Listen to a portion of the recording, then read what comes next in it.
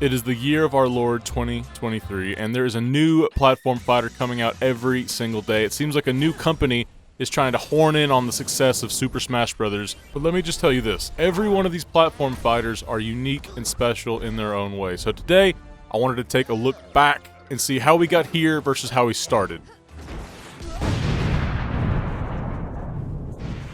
What even is a platform fighter? I'll tell you. These games are classic fighters that focus on movement and forcing characters off of the screen rather than lowering a health bar or something like that. And just a little tidbit I've noticed, they appear to be usually like a crossover kind of party game, but we'll get into it. Not to take us too far back into the history of this, but I just wanted to give you kind of an outline of where we started with everything. So, the first video game to feature fighting was Heavyweight Champ, published in 1976, but the first game to kind of popularize one-on-one fighting was Karate Champ in 1984. Back in 1981, Nintendo releases Donkey Kong, the first of what many consider to be a platformer, a game that requires the player to move their character from one point to another through obstacles. Usually these games are fairly easy to pick up, but they can be challenging to master, unlike fighting games that can be hard to pick up in the first place. I mean, look at this combo sheet for just one character in Tekken 7. Yeah, still going. Now this is a more modern example of a fighting game, but there's always been a need to make these fighting games easier.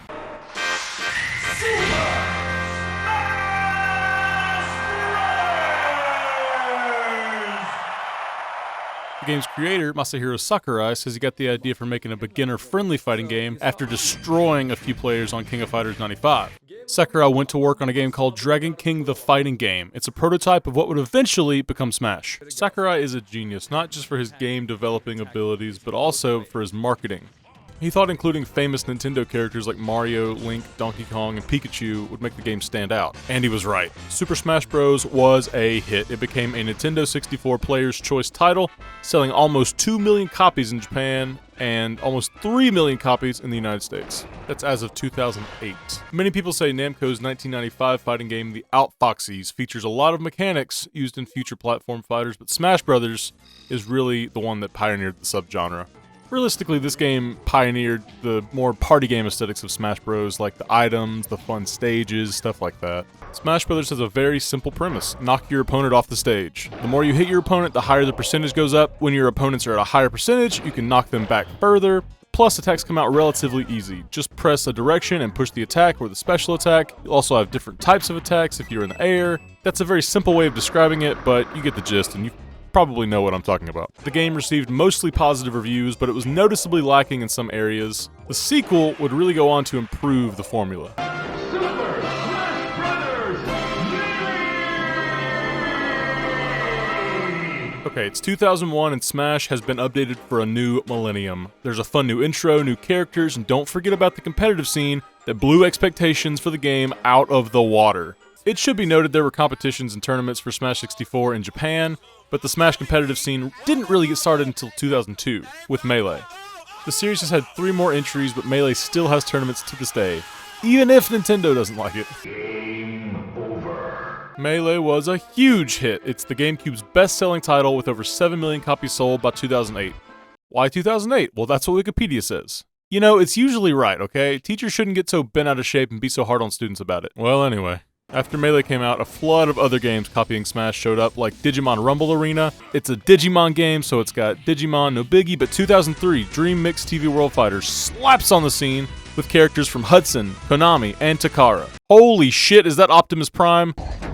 I've come. Solid Snake, Simon Belmont met up before Ultimate released. How about that? Look at this insane roster. This is the future of platform fighters. This is what Multiversus hopes to be. It plays a little bit differently from Smash, so don't get too excited. The game revolves around collecting coins. Beat up your opponent and steal their money. Does that sound dumb and less fun than smashing your opponents? Well, it is. But what if Goku did it? It's 2006 now. Battle Stadium DON shows up. Get it? Dragon Ball, One Piece, Naruto, The Dawn. As you can guess, this is the Shonen Jump answer to Smash Bros. It does have a similar system to Dream Mix TV World Fighters. It's not incredibly rare to see Goku and Luffy and Naruto together, but it is interesting that they stole more from TV World Fighters than Smash Bros. At the time. I wonder if that was the more popular game in Japan for some reason. I don't know. It's interesting.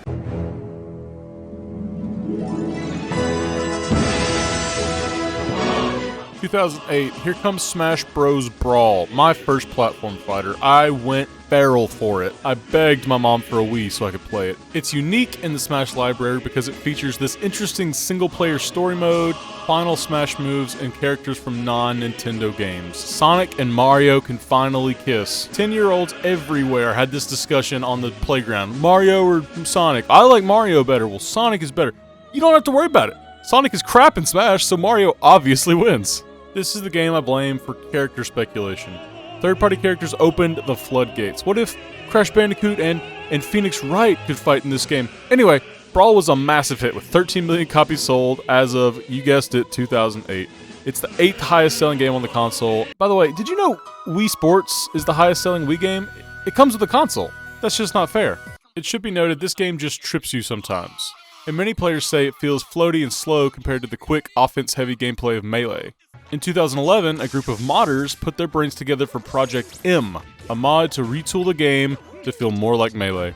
It released in 2011 and it would continue to be updated until 2015. It was very popular and it even spawned a sequel of sorts, Project Plus. They even added Knuckles, look at that.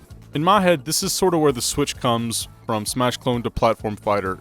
Players knew what they wanted and they decided they would just make it themselves using Brawl as a template. And I think this inspired a lot of other companies to make their own Smash games, or platform fighters as they would later be known.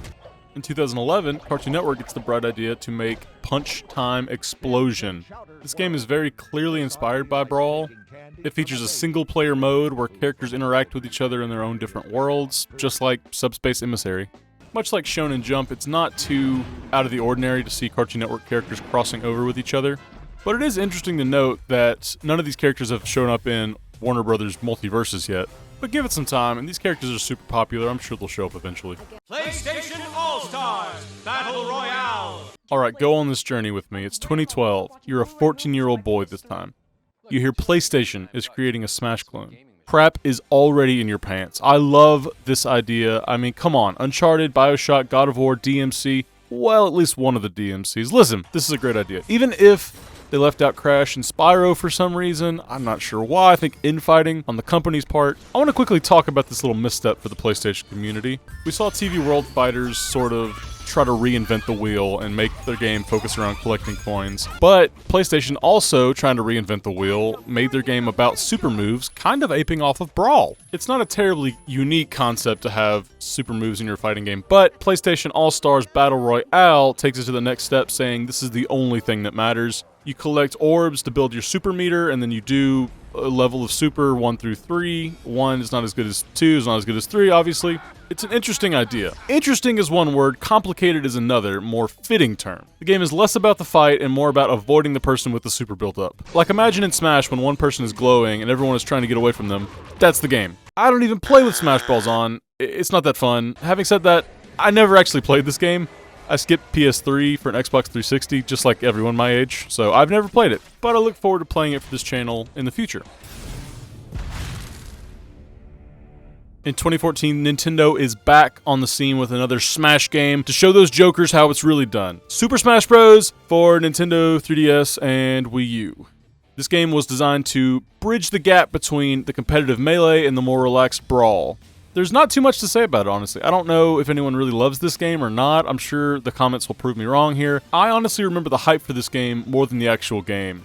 There was so much anticipation for the next character. Nintendo would do these character reveal trailers. It would feature already existing Smash characters interacting with the new character, making it more of a Subspace Emissary type feeling video. It's something that they've continued all the way through the newest DLC of Smash Ultimate. I love it. It's awesome. It gets me so hyped and excited to play the new character. And the new characters in this game turned the series into more of a celebration of gaming like it is today. You got Pac-Man, Mega Man, Ryu, Cloud, come on. It is kind of a shame it was on the Wii U. The console didn't sell very well compared to the Wii, and I don't think I knew anyone that actually had one. I played this game on the 3DS, and it's not the same experience as playing on a big screen with a bunch of friends, in my opinion. This is really the start of the era of platform fighters. After Smash 4, indie companies started going wild. And you can bet people were just calling these types of games Smash clones. Well, you can put that to bed. There are too many to be called clones. This is a brand new subgenre, my friend. When Doom came out, people were calling shooters Doom clones. And when Donkey Kong came out, people were calling platformers Donkey Kong clones. Oftentimes, one game can spawn a new type of game. No one is calling Fortnite a PUBG clone, except for PUBG. In 2015, Blue Mammoth Games released an open beta for their upcoming game. Welcome to Brawlhalla. This is one of the biggest shakeups I can think of for the subgenre because it's a live service free-to-play game. So you can pay for cosmetics, but you can also just grind and unlock the characters you want with coins in-game currency.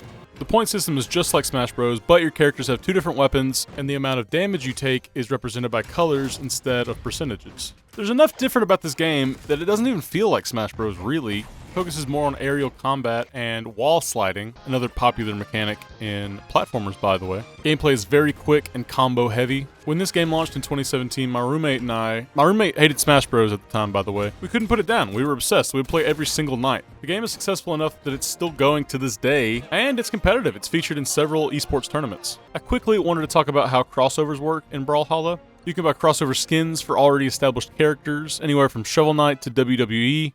Oh, that's weird. That must be a glitch. There's nothing on my screen. But they have also added full-blown characters into the game. That's after Ubisoft bought Blue Mammoth Games in 2018. You can imagine who they'd want to put in. Actually, no, they haven't added any Rabbids yet, but, you know, we're stuck with Rayman and NCO from Assassin's Creed. There are also a few more examples of really well-designed platform fighters released around this time, like Rivals of Aether, Slap City, Brawl Out. I should mention, Rivals and Brawl Out have guest characters, but a roster of new characters, sort of like Brawlhalla. Unlike Brawlhalla, you have to pay for these games. They're using the sort of more classic model. Okay, 2018, colors weave into a spine. I'm sorry. Now we're talking, though. This is the pinnacle of Smash Bros. Games on the Nintendo Switch. Everyone is here. All the characters from past games return, and also a ton of highly requested characters got in. Ridley, K. Rool. By the end of the DLC cycle in 2021, there were more than 80 characters in the game and more than 100 stages. This game is massive. It even brought back the campaign mode from Brawl. Kinda. It has a massive competitive scene just like Melee, and it sold for more than 28 million copies as of 2022. That makes Ultimate the best-selling fighting game of all time, by the way. Sakurai himself said it best. Although, I still don't know if it can really be called just a fighting game. I feel like it's become more than a fighting game, some sort of celebration of gaming or something else entirely. This game is a celebration of gaming. By the way, it's also 100% a fighting game, in my opinion. Anyway, this is a very special game, and you can just tell everyone involved put everything they have into it. The online could be a little bit better, but, you know. Okay, so what is next? What do we have to look forward to after the ultimate Smash Brothers game? Nickelodeon All-Star Brawl. Nickelodeon is throwing its hat into the ring. The boys had their fun. Now the men will have their turn. I'm just joking. But this game is promising. I mean, it's fun enough. You can kind of tell the developers really enjoyed Melee. It feels like Melee Part 2, you know what I mean? All the characters are pretty well tightly designed, I suppose. It's just sort of unfinished feeling. And I don't know. I like it, but is it worth $50 at this point? Probably not, right? The dev team has been giving regular updates for the game and some DLC characters. I mean, they put Garfield in the game, so it's actually a 10 out of 10. Next up, another free-to-play platform fighter. Kinda came out in 2022. If you're a fan of my channel, you'll know what I'm talking about. Multiverses is being developed by Player First Games and published by Warner Brothers. I love this open beta. I mean, it feels more like Brawlhalla than Smash in some ways. It is very fun. It has lots of problems. Some would say it should have been pushed back, but I'm having a blast playing it, frankly. I'm just waiting on the next update. Some people would say this game over-delivered with Season 1, and yeah, I would definitely agree. We've only had one character the Season 1 stage. If anything, the dev team needs to communicate a little more with the fans. There's been several instances of them releasing a character date and it having to get pushed back. You know, it happens, I understand, but part of me thinks these reasons are why we're getting so little updates in this season. Maybe they're just trying to work things out. Next season, the seasons after, we'll have steady content flowing. Sorry, I got carried away. I haven't even talked to you about what the actual game is. It's focusing on the tag team sort of aspect of it. And it's also fairly competitive. It's quick. It's sort of got janky hitboxes every so now and then, but it's still an open beta, like I said. So just give it some time. I think down the road, imagine what this is going to look like in 2024, 2025. Now we're in 2023. Developer and publisher XD Games has released Flash Party, so live service like Brawlhalla. So it plays just like Smash Bros, by the way. You can grab, you can shield, everything Smash Bros has set up for it. We're starting to see the niches get a little more defined. Like this game plays more like Smash, but it's live service. It's 3D where, you know, something else might be 2D. It's interesting. I like that all these gaps are kind of getting filled. So what should we expect from platform fighters in the future? Well, there's a couple of games already in development, like Fraymakers. It's a platform fighter that's using indie game characters, including characters from other platform fighters. Whoa, heavy. They're also using an assist or striker method to get more characters in there. It looks interesting. Coming out very, very soon. I'm dating this video by even saying that. I'm excited to check it out, though. Speaking of Orcane and Rivals, they have a new 3D game planned for 2024. It looks really good, and I'm excited. I think it's more Smash than Rivals at this point, but I love both those games, so it's a win-win for me. There are some rumors surrounding a new Nick All-Stars and a new PlayStation All-Stars. While both the series could use a fresh entry, Nick should just fix the game they already made, in my opinion. Although, the hype of a new game would probably surpass the hype of the old game, and if they try to fix and update the dying old game, then they probably won't get very far. I understand that, okay? I think Nintendo has got to follow up Smash Bros. Ultimate. It's the world's best-selling fighting game. How do they not follow that, you know what I mean? Also want to mention Vortex's game Rushdown Revolt. It's kind of fun, needs some work, but it's free to play, so check it out. Oh, Divine Knockout just came out too. It's cute and fun. Redbeard Game calls it the world's only third-person platform fighter, makes it sort of interesting, a new entry in the genre, you know what I mean? If you like these kind of games, it's at least a fun novelty, you know? This video is a lot longer than I anticipated it being. I couldn't fit in all the platform fighters, but I'm fascinated by this genre, and I think for the rest of this channel, I'm going to be experimenting with a lot of like older platform fighters and of course the newer ones. That's basically all I've got. If you have any other platform fighters you want me to check out, leave them in the comments. All right, drive safe.